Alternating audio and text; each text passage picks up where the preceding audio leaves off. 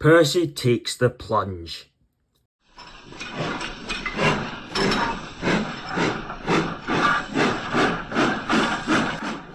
Sometimes, Percy takes stone trucks to the other end of the line. There, he meets engines from the other railway.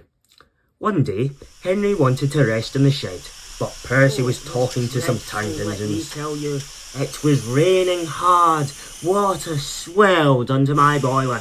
I couldn't see where I was going, but I struggled on. Oh, Percy, you are brave. Oh, well, said Percy modestly. It wasn't anything really. Water's nothing to an engine with determination.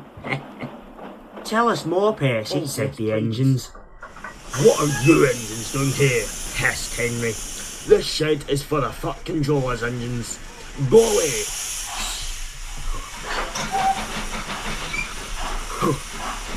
Silly things, Henry snorted. They're not silly. Percy had been enjoying himself. He was cross because Henry had sent them away. They are silly, and so are you. Water's nothing to an engine with determination. Pah! Anyway, said cheeky Percy, I'm not afraid of water. I like it. He ran away singing. Once an engine attached to a train was afraid of a few drops of rain. Percy arrived home feeling pleased with himself. Silly old Henry, he chuckled. Thomas was looking at a board on the key. It said, Danger. We mustn't go past it, he said. That's orders. Why? Danger means falling down something, said Thomas. I went past danger once and fell down a mine. Percy looked beyond the board. I can't see a mine, he said. He didn't know that the foundations of the quay had sunk and that the rails now sloped downward to the sea. Stupid board, said Percy. For days and days he tried to sidle past it, but his driver stopped him every time. No, you don't, he would say. Then Percy made a plan. One day at the top station, he whispered to the trucks, Will you give me a bump when we get to the quay? The trucks were surprised. They had never been asked to bump an engine before. They giggled and chattered about it the whole way down. Whoa, Percy, whoa, said his driver, and Percy checked obediently at the distant signal. Driver doesn't know my plan, he chuckled. On, laughed the trucks. Percy thought they were helping. I'll pretend to stop at the station, but the trucks will push me past the board. Then I'll make them stop. I can do that whenever I like.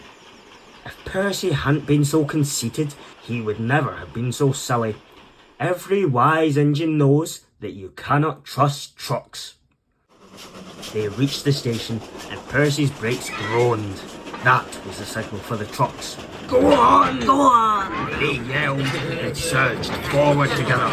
They gave Percy a fearful bump and knocked his driver and fireman off the footplate, said Percy, sliding past the board. The day was misty, the rails were slippery, his wheels went grip. Percy was frantic.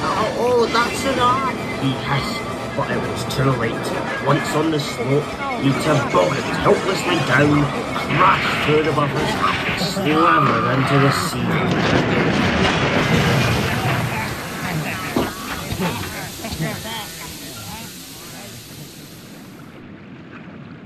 You are a very disobedient engine. Percy knew that voice.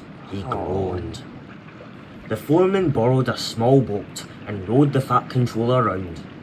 Please, sir, get me out, sir. I'm truly sorry, sir. No, Percy, we cannot do that till high tide. I hope it will teach you to obey orders. Yes, sir. Percy shivered miserably. He was cold. Fish were playing hide and seek for his wheels. The tide rose higher and higher. He was feeling his position more and more deeply every minute. It was nearly dark when they brought floating cranes, cleared away the trucks, and lifted Percy out. He was too cold and stiff to move by himself, so he was sent to the works next day on Henry's goods train. Well, well, well, chuckled Henry. Did you like the water? No.